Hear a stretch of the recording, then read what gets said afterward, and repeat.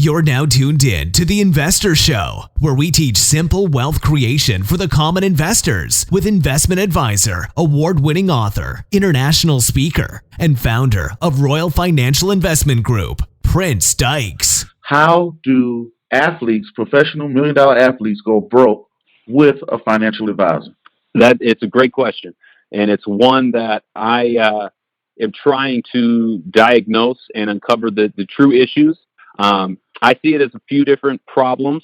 Number one, we're immediately uneducated around the world of finance. And so even when we talk about, hey, this first round draft pick just signed a $20 million deal, that message is being delivered to these young men, and it's just false. You didn't sign a $20 million deal. You signed about an $11.5 million deal. And if you did it in New York or California, less than that.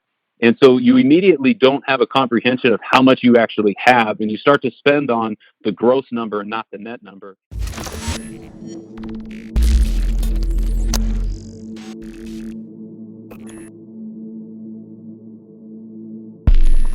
State of Denver, Colorado. As always, don't forget to hit that like, subscribe, comment, and share button, and drop some comments below if you got questions or feedback. And always hit the thumbs up button if you like the podcast. And also hit the thumbs up button if you don't like the podcast. Either way, I appreciate it. But as always, as you guys see in the description box, we got another great episode for you with another great guest. I know you guys don't have a lot of time, so we're just going to go ahead and jump straight into it. What up? What up? It's your boy Vigo Sachi. This is the Investor Show, and you're checking in with the investor genius, Prince Dykes. Let's get it. So without further ado, I wanted to bring in my very, very special guest here. He's a NFL veteran that turned into a financial professional, certified financial planner, a program that a lot of you guys that listen to me know that I'm currently working on myself. So it's a very strenuous program to see how he went from a 7-year NFL veteran to becoming a financial planner, certified financial planner, and what he learned and what he saw. So I know it's going to be a great episode, a lot of great things that we're going to learn. So without further ado, let me introduce my guest, Mr. Jed Collins. How are you doing today, sir? I'm doing wonderful, calling in from Seattle, Washington. So hope you guys got some sunshine down there, but we're just enjoying the winter up here. Well, Denver, Colorado, got a little snow on the ground, but as always, it's not as bad. We got a beautiful mountain backdrop, so I can live with it. There you go. Now, the first thing I want to, for the people out there who don't know who you are, the people out there who haven't heard of you, can you tell people a little bit about yourself? Absolutely. So I came through Washington State. I got a business degree with an accounting degree, and felt like I would be prepared. I was going to actually study and go become a CPA, and this football dream, this opportunity kind of kept calling.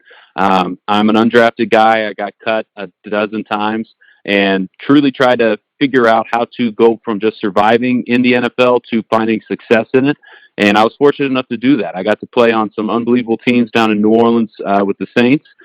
We were the greatest offense of all time at one point. I was actually the highest rated fullback in the game. So for a kid who was undrafted and like I said, cut 12 times, it was quite a mountain to climb. But during this kind of session, I was handed these first checks, these first reality points of my career and my life. And my perspective and my scope really changed on how prepared I really was for not only the professional game, but the money game as well. And as that first check came in and quickly went out the door, I realized spending every dollar I made was not going to capture that dream I'd been chasing since I was a kid. And it really started to lead me down a path of, well, what are other people doing? Not only within the locker room, how are some of the veterans finding success, but what does success look like in the corporate setting or just in life in general? And how am I going to walk away from this game, certainly with some bumps and bruises, but with some money to show for it? And I was challenged by a mentor of mine to start studying for the CFP, and that kind of began the journey of, all right, my first check came in. I like I said, I spent it. It was on an engagement ring, and my wife and I are coming up on 10 years of marriage, so it was a good investment. But as I began to learn and study more and more, I realized that process was not how the rich or the wealthy handle their money. And to achieve the dream I was setting out for, I was going to have to change a lot of my thinking and my practices. Wow. Now, the first thing that caught my mind, or definitely caught my attention, getting cut 12 times. Cut 12. I mean, talk about financial planning. What happens when a player gets cut? Like, let's say if I'm playing for the Broncos, how do you get cut, and what does that mean, especially financially? That's a great question. So I went through training camps. I was on practice squads my first and second year, kind of moving around, and I was a fullback, and I was actually a fullback in transition. I was a linebacker and a tight end in college, and I get to the NFL, and you stand next to Jimmy Graham and Ben Watson and Jeremy Shockey, and you quickly realize Jed's not going to be a tight end. And so you ask what other roles and jobs are out there. And so a part of it was me finding the persona and really the attitude of a fullback, becoming a lead blocker and kind of humbling myself to accepting a role as the setup guy and no longer the guy. And so that was part of the understanding. I had some great coaches along the way who taught me some tough lessons, and the position kind of breeds into getting released. But financially, it's extremely hard. Now I get to work with some young athletes, and I try to give them some guidance and wisdom. But your first stop, you feel like this is going to be home, and there's no reason or purpose of why you wouldn't be here all year. And you go and fill up an apartment, you get your car out there, you get all set up, and that call comes, and you got to quickly move. And my girlfriend at the time, who's now my wife, was kind of my moving company, because I would get the call and get cut, and then the next morning I'd be on a plane from Philadelphia to Chicago, and she would have to get all our stuff from Philadelphia to Chicago. And usually by the time she got there, I was already in Cleveland. So it was an interesting journey, but what's really neat and what I challenge people to do is continue to write their life story, because I get to now look back at mine, and I give a presentation called Rookie to Veteran. And it's a story around the stops I got to make. And each building, not many guys are fortunate enough to walk into 12 buildings. And again, fortunate is in parentheses, because that doesn't mean I got cut a lot. But now I see each stop I learned from a 10-year, 15-year, 8-year veteran in one of the most competitive fields out there. And so I got to accumulate all that knowledge and experience. Now, how does a phone call go when you're getting cut from the NFL? How does that sound?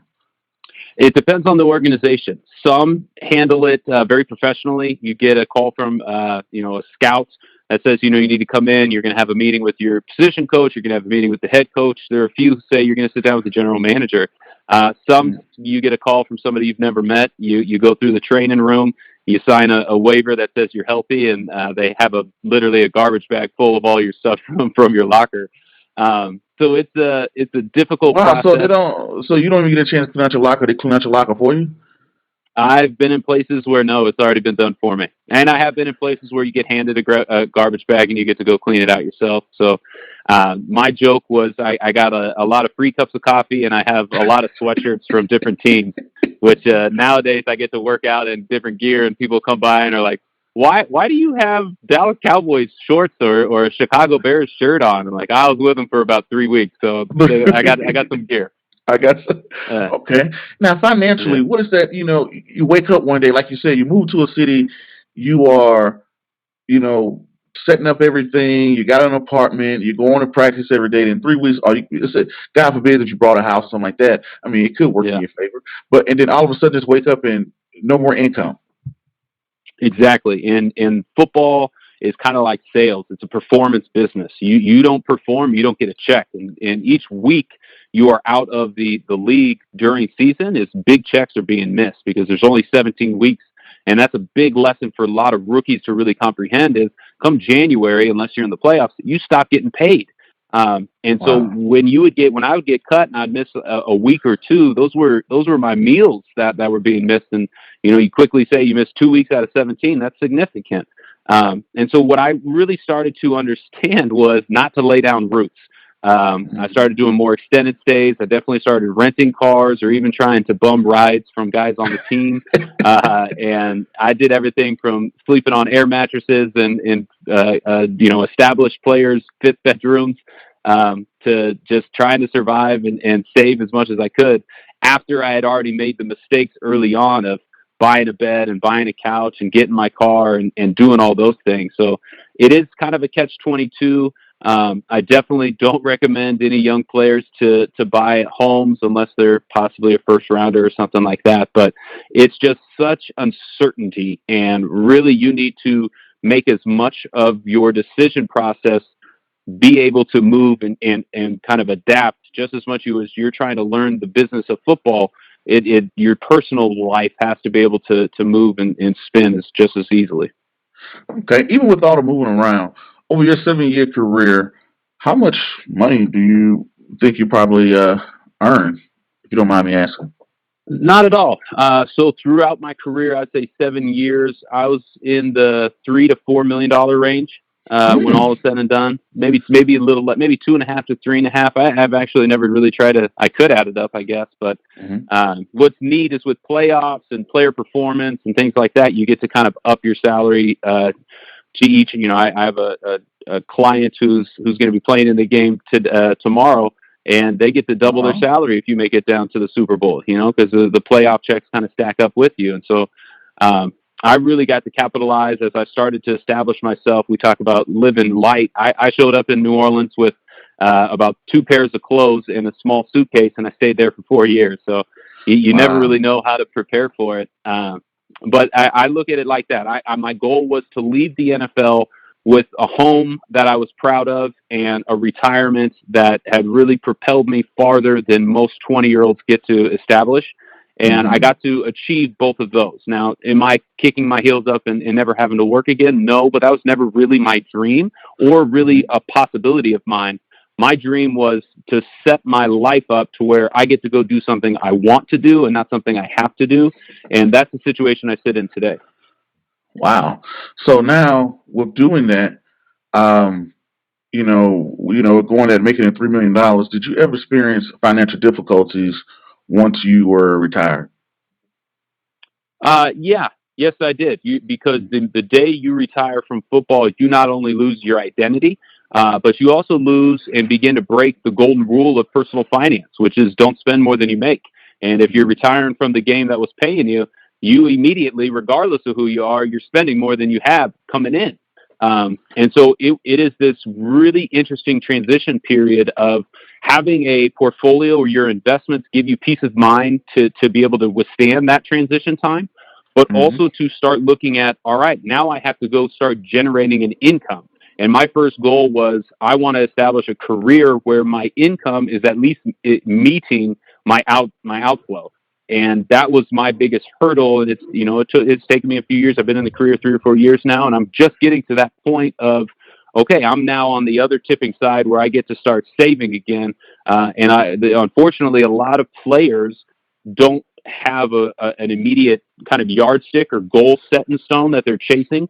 I did because of the CFP. I knew exactly what industry and where I wanted to go. And I was on client service teams for about 2 to 3 years, and realized about a year or two ago that I love the industry. I love the service it can provide and what the company I work for provides for families.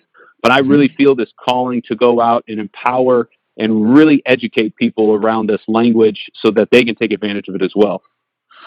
Okay. So by you being a fullback in NFL, do you remember Vontae Leach? I do, absolutely. He was the man when I was playing. He was the cream of the crop. Yeah, he's been on the show. He's done pretty well for himself afterwards. He got into a lot of real estate. Now on the other end, he's been on. I think he came on last year. Vontae Leach. That's what made me think. I was like, oh, fullback. What about? Do you remember LaRon McClain? I do as well. Yes. Yes, LaRon McClain. We definitely did a documentary on him, but he had a different story. He actually, went into, where he got to a point to where he pretty much had nothing. Oh. From being one of he came out of Alabama, and he's definitely he invited me down to his house in Atlanta, and we did a documentary on him, and he spoke about how he pretty much lost everything, and how it just pretty much he kind of explained like, hey, when I got out of the league, I had $4 million, but what happened was that cardinal rule. I was spending more than I made. I had an agent and I had a PR person. I had this and I had all this stuff going on, and I wasn't doing anything to compensate. I was still living the same lifestyle. And he said, before I know it, I got in trouble with the law 1 or 2 times. Before I know it, I had looked into my account, and I'm like, whoa, there's a problem. So he's trying to think of ways to like, hey, what can I do? How can I, do this and do that? And ended up finding himself into run yourself into financial situations. So the thing about it is, the whole time, I have never met one athlete. Granted, I haven't met, you guys are a brotherhood, and you guys are elite guys, but I have never met a professional athlete in any sport that didn't have a financial planner. But how do people, even with LeBron McClain, he had a financial advisor the whole time.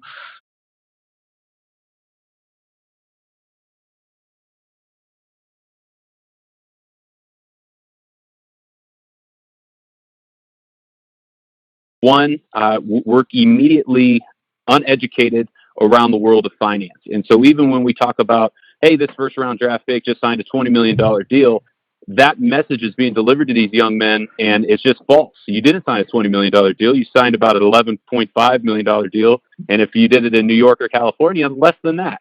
And so you immediately don't have a comprehension of how much you actually have, and you start to spend on the gross number and not the net number.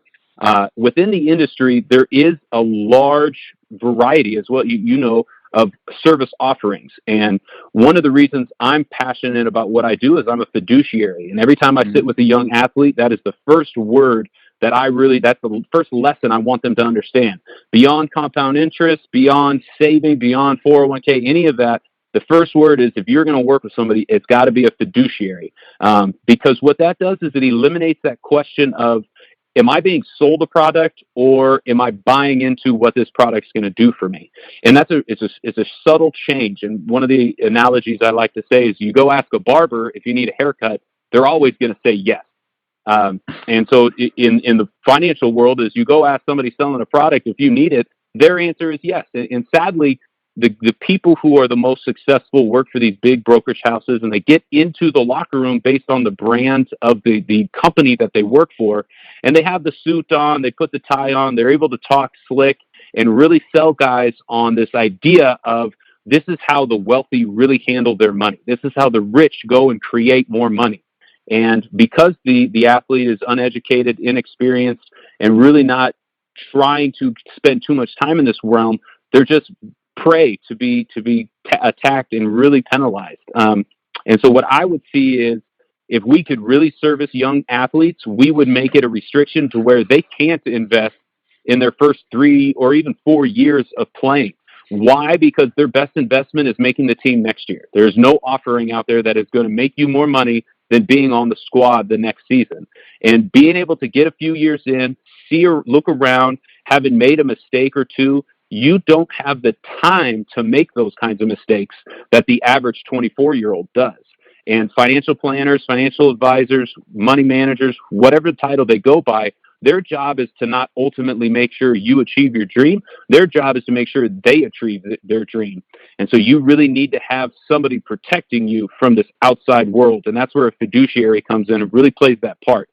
We term it a personal CFO, and that's somebody who just stands between you and the marketplace and tries to protect and educate you on every aspect of your financial life, whether that's buying an insurance policy, preparing your taxes, or ultimately getting into the investment field. You need somebody that is going to say, I have your best interest at heart. I'm not going to make any more money regardless of your decision. Here is what we should talk about going forward. Wow. Okay. So now, you threw around this F word there, not the other one, but you threw this F word. Someone is listening and they're saying, get a fiduciary and make sure that person is a fiduciary. And because, you kind of hinted on it when you're saying, hey, am I being sold a product, or am I buying into this thing? What is the difference between a fiduciary and just a regular broker or financial advisor? Great question. So a fiduciary is a clause or a standard that you have to uphold. The difference in the industry is a fiduciary standard and a suitability standard. And again, I love stories. And so one of the stories I like to tell is, you go into a restaurant and you ask a waiter who is supposed to be an expert in this field of food, and you say, well, what should I order? And because the fish is on the menu and the fish is dinner, they're going to recommend the fish because it's suitable for a dinner. What they're not going to tell you is the fish is 4 days old. The chef said, we got to push it because it's going out. And regardless of if it makes you sick or not, we got to get rid of the fish. That would be the suitability clause. Now, a fiduciary would say, hey, what should I have for dinner? And a fiduciary should be able to say, well, we know your cholesterol's high, so you're going to stay away from the meat. The fish is going bad, so you're probably not going to want to go there. You got that summer beach vacation coming up, and I know you want to drop a couple pounds. Why not go with this Cobb salad? Why not go with the salad? And that's the best decision for you to make. Here's option A, here's option B, here's option C. You get to make the decision, but my professional advice with objective, no conflicts, would be to go with this option. Now, those two differences, fiduciary, best interest, and suitable, which is just a standard that says this is a good enough option, is the vast difference in our financial industry. And people can wear both hats at times, and that's why you have to be very direct and clear in saying, are you acting as a fiduciary for me in this decision? Because somebody could say, you need this fund, and sell it to you and still get commissions and kickbacks off selling you that fund. And that is the conflict we really try to eliminate. Okay, so it's really how is the pay different for a fiduciary and maybe someone who's not a fiduciary, say a broker or someone who's doing suitability? So typically the broker and the suitability would be getting paid off sales, and the fiduciary or balance sheet manager would be getting paid off advice. And the advice piece would be more of a flat rate fee, whereas the salesman is going to have windfalls of which product you're going to ultimately choose. And so you look at like an investment lineup within, let's say, your 401k, and depending on which item and which fund manager you go with, the salesman or the broker is going to make more or less, depending on type of share class, depending on which sector of the market it's in, depending on how much revenue sharing they actually have to do. Whereas a fiduciary or a fee only is going to say, hey, we've already decided on the money you're paying me. This has nothing to do with that. Let's make a decision objectively about what is going to be in your best interest. Okay, so the fiduciary is flat fee based. Yes. So is it, getting a fiduciary, so let's say if you're a regular person, not an NFL athlete, I don't have a high net worth, just a, blue collar, maybe a white collar person or whatnot. Is it even beneficial to me to go out and get a financial advisor? It can be. If you can find somebody who is holistic, that is going to say, hey, family A, you are 36. You're starting out your plan. You just had your first or second kid. You're looking at a house. I want to give you a plan that suits everything that is going on, not just this one little brokerage account that we're starting to build up, but setting up the estate documents saying, hey, worst case scenario, we know our children are going to be taken care of. We know from buying a home, this is going to be protected. We know we're maximizing our tax strategy. And then ultimately, we know we're invested in a diversified and a low fee way. If you can find a fiduciary that has that holistic viewpoint of your plan, that is absolutely beneficial. And again, like I said, professional athletes don't have the time to make mistakes, and why we do see stories and big, headlines around them is because everything that they do is multiplied. The average person that is going to continue to work and continue to ramp up in their savings and earnings, they do have time, but the opposite effect is, if you have set up your plan earlier in your life, it is then going to be multiplied to your advantage as opposed to your detriment for the professional athlete. And that's what's really neat about what you're doing and what I'm doing is if you can teach people exactly how to use money, and when I say use money, I mean understand, strategize, and be efficient with it. I think if you can use money in that way, you are going to set up your life. And over time, you're going to begin to see all these inches and all these routines that you have built out really start to weigh to your favor in achieving whatever goal you're set out for. Now, let me ask you this question, personal opinion question there. It's 2019.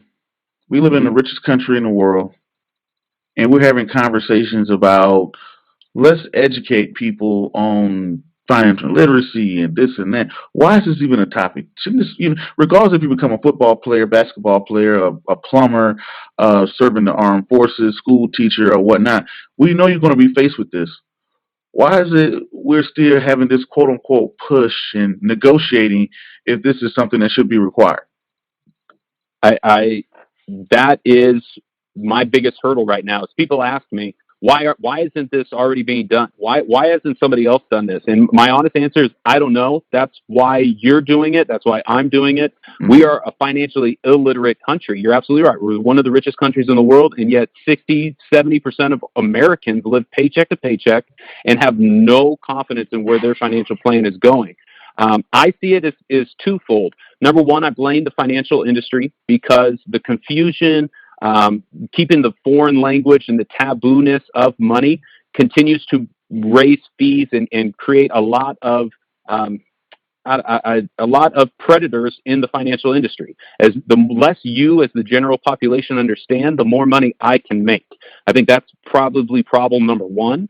Number two is in our education systems, we've missed this gap because we just haven't adapted. The academic course is a cruise ship and it doesn't move quickly. Even though they're starting to see this void, they really don't have the curriculum or the expertise or the engagement and entertainment value to teach young people, whether 10, 15, 20, 25, or 30 years old, this content. And so I see that as why we have missed this is the lack of our academic system being able to adapt and see the need in today. Just a generation ago, 15, 20 years, our parents, their retirement was laid out for them in these pension systems. My first lesson in our book is this idea of a pension is gone, and you are now in your own vehicle around retirement, and you have to be 100% in control of where and how it goes. And that's true what you're saying. To kind of reiterate on that is, now I'm at the age of 34, and I wrote my first book when I was 30 years old, and it was, about myself and my son, titled Wesley Learns to Invest. And they coined that as, wow, this is the first one to teach kids in a storyline about investing. And I'm like, well, that came out in 2015. I'm like, what happened to the other 100 years, or 200, why is this like new? Groundbreaking, yeah. Why is this so new? Oh, you wrote the first one to teach kids about credit and insurance, and it's to me it baffles me all the things we have, all the resources we have in 2019 or 2018, 17 in this last decade that this is makes me scratch my head. Now go ahead. I was going to say but it's incredible. But it's just like the professional athlete problem. It is still being perpetuated. And you've written a book, you have the content out there of don't have credit card debt, and yet 2/3 of Americans still have it. So it's how do we reach it? We have to be able to go into school systems and say every freshman on a college campus needs these 10 questions answered. I don't care what profession you're going to go into. These 10 questions translate into everything. And I look at the book that changed my life was Rich Dad, Poor Dad. Very simple, very well written, very, beginner. And I recommend it just as your book is a first step into this. But that was written 20 years ago. And so it took 15 years for then yours to come out. And it's like, okay, we're headed in the right direction, but let's pick up that traction. Okay. Now, the thing about, that you we spoke about the education system and educating people and things like that. And we even spoke about, one of the most important pieces, because people, I always see that, when athletes go broke or they, you read about these crazy stories and you see what happened. And when you talk to them, they're like, yeah, I had a financial planner. Yeah, I had a financial advisor. And you spoke about fiduciaries versus suitability. Now, what advice you have out there, you being a financial professional, what advice you have someone who's shopping for or who's looking for a financial advisor? I would always begin with that fiduciary question. I think no doubt about it. That is number one, and that is not a standard that you change or adapt or lower. That is a legal liability. Number two, I would ask how you get paid. So why are you or are you not a fiduciary? Number two, how do you get paid? Are we going to agree on a certain amount and then you go to work for me? Are we going to discuss each product that we go through and you get a different percentage? How does that process work? And then what exactly is the scope of engagement. What exactly is your offering from a service perspective? If I'm going to buy a house, is that a conversation we can have? If I'm about to send my tax papers to our CPA, is that a conversation we can have? I just had a kid and I need to start setting up my will and my education accounts. Are those topics and questions you maybe are or are not going to be directly getting paid on, but are those pieces to my puzzle that you're going to advise me? And I think if you can find a value-adding advisor, yes, people in their 20s can even get good guidance for the right price with apps out there today, with service offerings. I kind of compare it to workouts.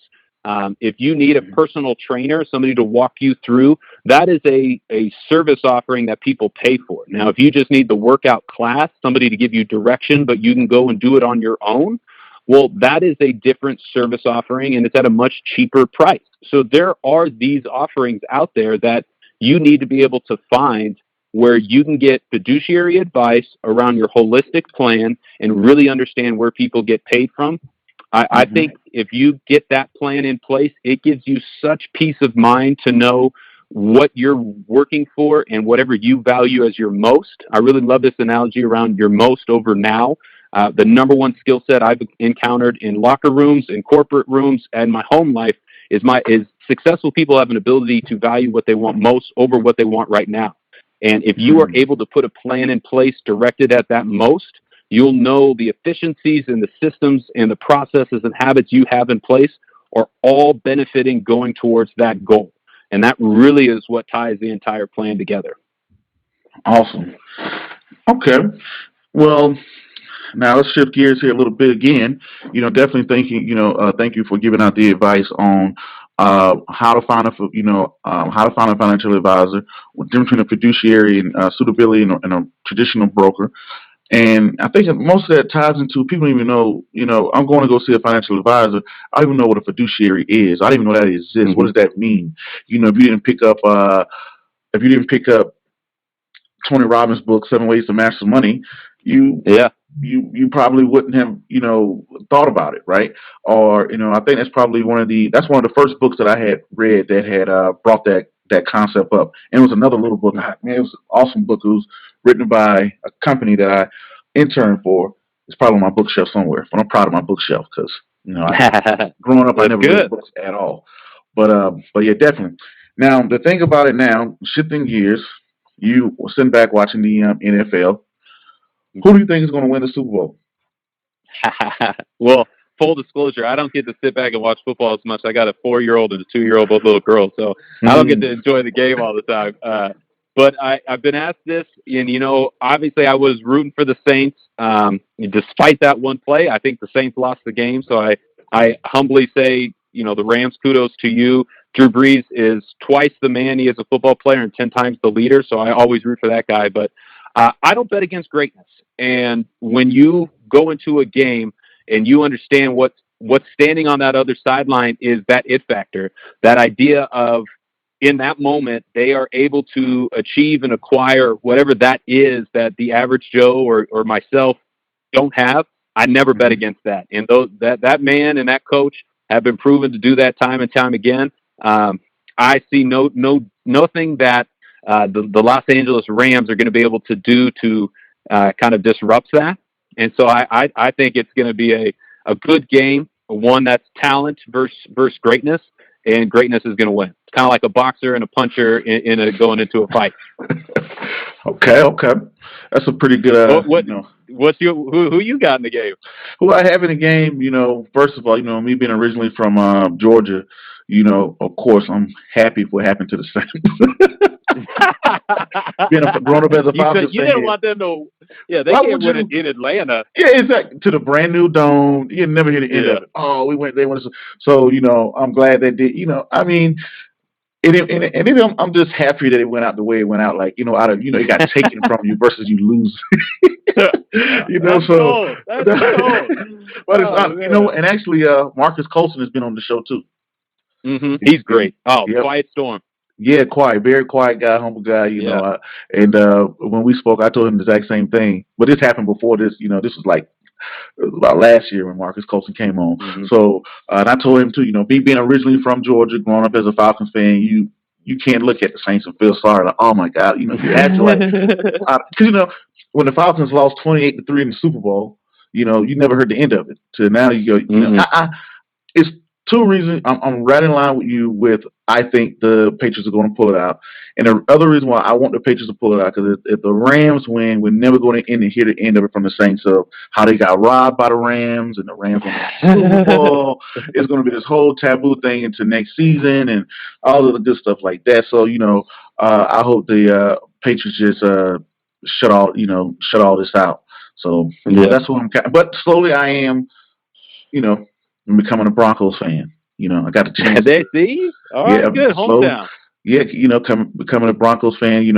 I've been in Denver now for a little bit over a year, but I got a chance to meet the young wide receiver Cortland Sutton, to Von Miller, to a couple of the current Broncos, the old school guys like Terrell and Rod Smith. Rod Smith. Hopefully I'm not forgetting anybody. But it's been a couple Broncos players, and they've been big supporters of me, and so it's kind of rubbing off on me, when I talk to them and things like that. So I feel you. I've been in Seattle now for about 4 years, and I'm becoming a Hawks fan slowly but surely. Like you got to start. And I had the good fortune. So when I was a rookie in 2008, I wrote in my journal, I want to come back and teach a basic money class to rookies.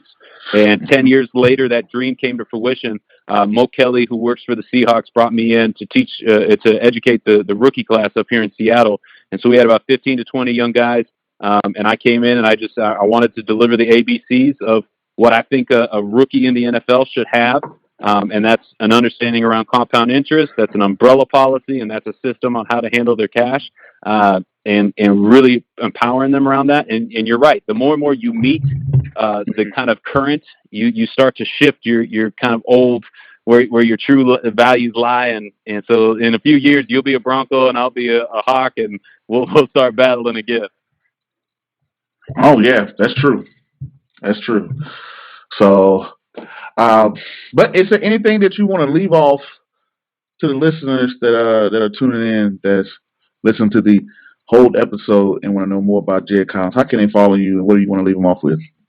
Yeah, I love it. I love connecting with people, just as I'm sure you have, in engaging with, from professional athletes to high school and elementary students. You and I, we feed off and we get better off feedback and off guidance and off questions. I welcome people to reach out to me. I'm on Twitter at Jed Collins 45, LinkedIn at just Jedediah Collins.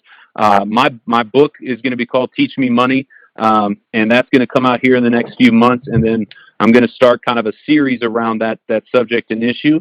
And what's the book again? Teach Me Money. It's going to be the first 10 questions everybody asks to begin their financial journey, and kind of approaching it from much as you are continuing to build your curriculum and your bookshelf around. I want to address each subject.